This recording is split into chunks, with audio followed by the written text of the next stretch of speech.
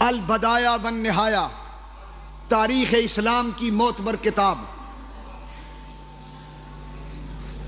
حدیث پیش کر رہا ہوں، البدایہ نے بھی نقل کی اور دیگر محدثین نے اپنی کتابوں میں نقل کی. نعرہ تکبیر کب لگا؟ جب عمر اسلام لایا.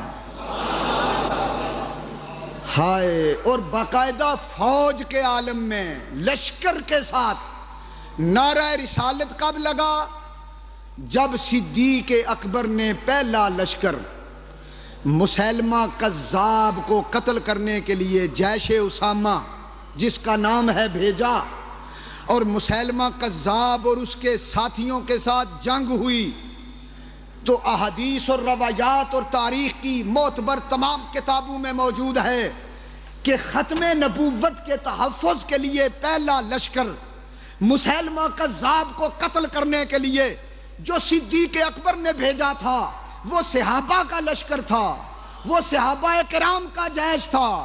اس لشکر کا نعرہ صرف یہی تھا، یا رسول اللہ.